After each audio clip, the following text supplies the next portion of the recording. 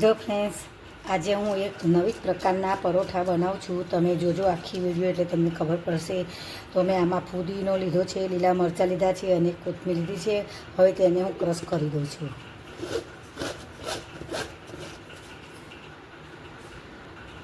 હવે તેમાં હું અડધું આ લીંબુ નીચોઉં છું, એટલે બિયા અંદર ના જાય એટલા માટે હાથ આડો રાખીને આપણે આવી રીતે કરતા હોઈએ છીએ. હું પણ આવી રીતે જ કરું છું.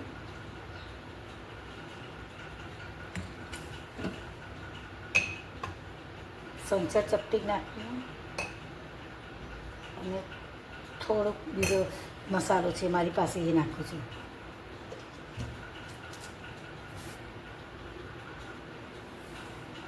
સાધારણ 2 ચમચી નાખી પાણી, અને આપણે તેને ક્રશ કરી લેવાનું. આપણે પાણી નથી બનાવવાનું, તેનું પેસ્ટ બનાવવાનું. હવે આપણે આ બટાકા બધા બાકી દઈએ.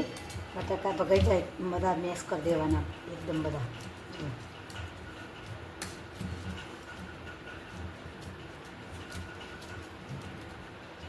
પછી આપણે આ બધો મસાલો નાખી દેવાનો.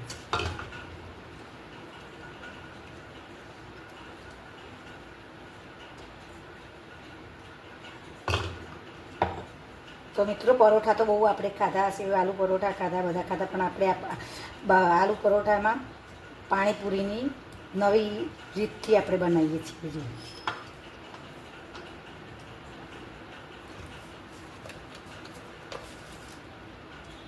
1 ચમચી ચીલી ફ્લેક્સ નાખી દઈએ એટલે ટેસ્ટ સારો આવે એના માટે.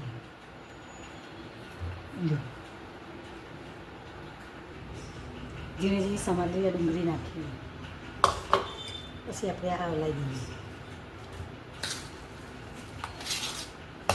આપણે પાણીપુરીમાં ડુંગળી નાખતા હોઈએ છીએ ને, બધો જ મસાલો આમાં થોડો ચડિયા તો કરવાનો, અને બધો મસાલો એકદમ સરસ અંદર મેશ થઈ જાય એ રીતે બધો મસાલો આપણે કરવાનો.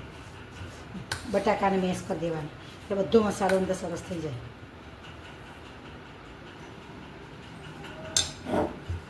જો ફ્રેન્ડ્સ, આપણે આ બનાવી દેવાની, રોટલી બનાવી દેવાની.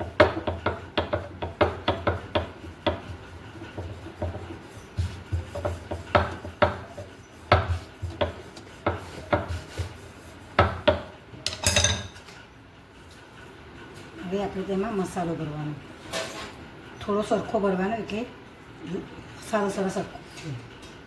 અને ઉપર આ લોટ ભભરાવાનો.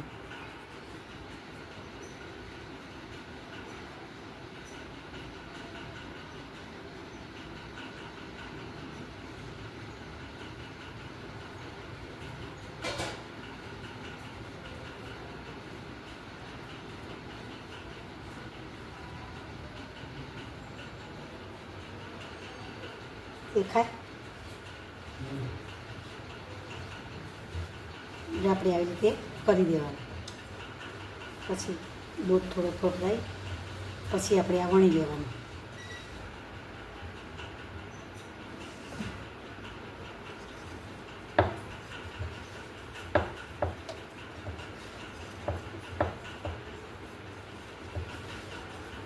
થોડું જાડું થાય તો અંદર મસાલો સારો હોય તો તમને લાગે ભાવે.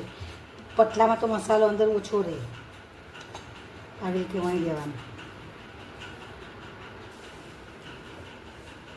જો આપણે બીજું પરોઠું પણ આ રીતે કરીએ છીએ.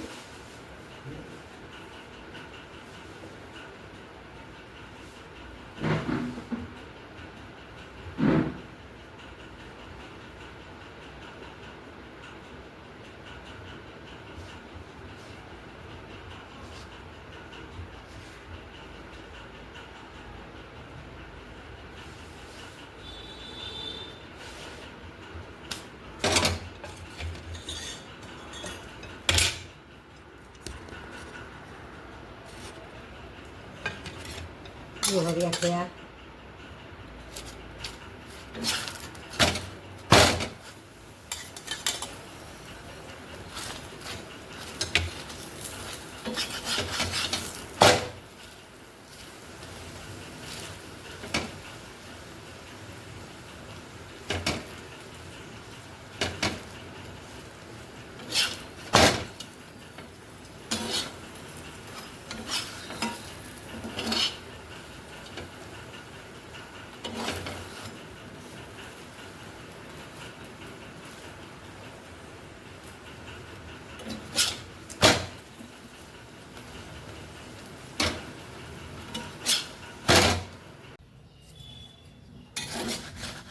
જો આપણે આ સ્ક્વેરમાં કરી છે જો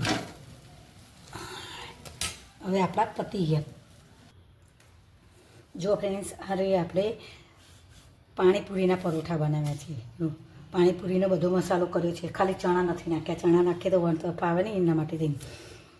પણ આ જો ટામેટા કેચઅપ સાથે આપણે સર્વ કરી છે અને કેટલા મસ્ત છે. જુઓ તમે જ દેખો જો કેટલા મસ્ત છે ફ્રેન્ડ્સ. અને એટલા ટેસ્ટી બન્યા છે ને, એક તો અમે ખાઈએ ગયા જો આટલા બન્યા છે ત્યાં જો, પણ એટલા મસ્ત બન્યા છે ને. તમે પાણીપુરીના ટેસ્ટ પાણીપુરી બહાર મસાલાપુરી પાણીપુરી ખાતા હોય ને એના જેવો ટેસ્ટ આવશે. મસાલા બધા ટોટલી અંદર મેં નાખેલા છે. તમે પણ આ રીતે બનાવજો અને મારી ચેનલને લાઈક કરજો, સબસ્ક્રાઈબ કરજો. થેન્ક યુ, આભાર. અને તમે આ રીતે તમે કોઈ દિવસ તમે પરોઠા ખાધા જ નહીં હોય. આ મેં નવી જ રીતે બનાવ્યા છે અને મેં પહેલી જ વાર બનાવ્યા છે, પણ એટલા મસ્ત ટેસ્ટી બન્યા છે.